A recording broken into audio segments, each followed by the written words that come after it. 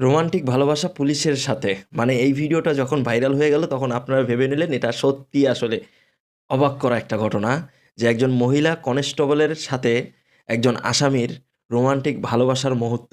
আসলে এটা কতটুকু সত্য এবং কতটুকু কিভাবে এটা অনলাইনের মধ্যে আসলো এই ভিডিওটা, তার পিছনের যে ব্যাকগ্রাউন্ডগুলো আছে এবং পিছনের যে কাহিনীটা আছে, এই কাহিনীটা যদি সত্যি আপনারা শোনেন একটু অবাক হয়ে যাবেন। এই যে স্ক্রিনে যে ২ জন মানুষকে আপনারা দেখতেছেন, এই ২ জন মানুষের নাম হচ্ছে, একজনের নাম হচ্ছে আসিফ আদনান এবং আরেকজনের নাম হচ্ছে ফিরোজ হাসান। তারা দুজনেই হচ্ছে মিডিয়ায় কাজ করে। এক কথায় বলতে গেলে বেসরকারি টিভি চ্যানেলে তারা দীর্ঘদিন ধরে কাজ করে আসতেছে এবং আসিফ আদনান তিনি মানে বেসরকারি টিভি চ্যানেলে কাজ করে এবং পাশাপাশি তিনি একজন কনটেন্ট ক্রিয়েটর।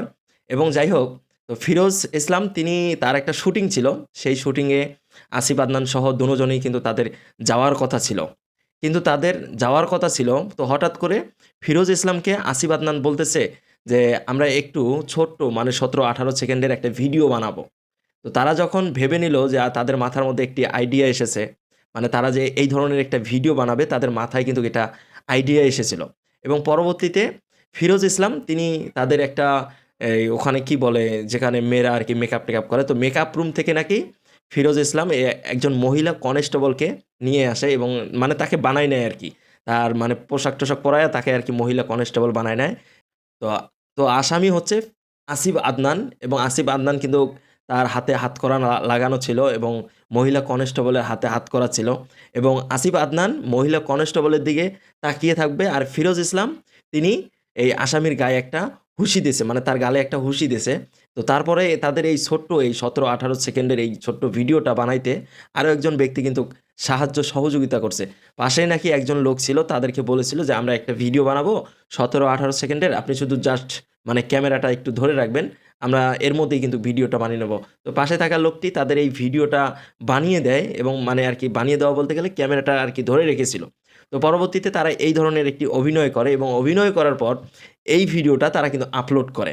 এখন তারা যে আপলোড করলো এবং আপলোড করার পর এই যে ভিডিওটা যে এত পরিমাণ ভাইরাল হবে তারা কিন্তু কখনো কল্পনাও করতে পারে নাই এবং তারা কখনো ভাবতেও পারে নাই যে আমাদের এই ভিডিওটা থেকে এত ভাইরাল হবে, সেটা কিন্তু তারা বুঝতে পারে নাই। তারা ভেবেছিল হয়তোবা সামথিং কিছু ভিউজ পাবো আমরা এই ভিডিওটা থেকে। তো কিভাবে ভিডিওটা ভাইরাল হলো এই বিষয়টা আপনাদের সাথে একটু শেয়ার করি আমি। তো এই ভিডিওটা কিভাবে ভাইরাল হলো? একজন থেকে আরেকজন শেয়ার হয়েছে এবং একজনের থেকে ডাউনলোড করে এবং আরেকজনে যখন আপলোড করেছে বেশি এবং সবাই ধরে নিয়েছে এটা মনে হয় একটি রোমান্টিক ভালোবাসার মুহূর্ত এবং এই ঘটনাটা আসলে সত্যি। তো তাদের মানে সবার কাছে এক কথায় বলতে গেলে সবার কাছে ভালো লেগে গেছে। এখন সবার কাছে যখন ভালো লেগে গেছে তখন সবাই কিন্তু এই ভিডিওটা মানে একজনের থেকে নিয়ে আরেকজন আপলোড করা শুরু করলো এবং তারপরে কিন্তু এই ভিডিওটা মানে হিউজ পরিমাণে একটা ভাইরাল হয়ে গেল। এখন সাংবাদিক ভাইয়েরা কিন্তু ওই মহিলা যে কনস্টেবল আছে তাকে কিন্তু উপস্থিত করতে পারে নাই। তার কারণ হচ্ছে ভিডিওটা ভাইরাল হওয়ার আগেই ওই মহিলা কনস্টেবলের বিয়ে হয়ে গেছে।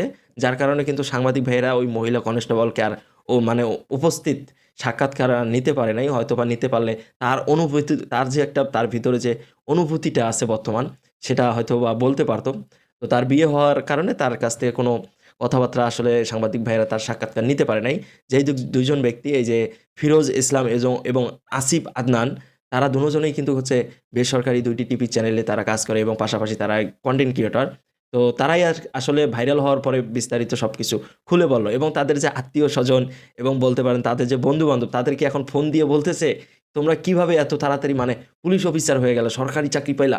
তখন তারা বলতেছে যে, "না, আমরা এই ধরনের একটি মানে ভিডিও বানাইছিলাম এবং ভিডিওটা বানানোর পর যখন এটা আপলোড করি তখন এটা মানে বিপুল পরিমাণে এটা মানে ভাইরাল হয়ে যায় কিন্তু তারা কখনো বুঝতেই পারে না।" কিন্তু তারা ভেবে নিয়েছিল হয়তো অল্প কিছু ভিউজ পাবে। কিন্তু এত ভিউজ পাবে তারা ভাবে নাই কখনো।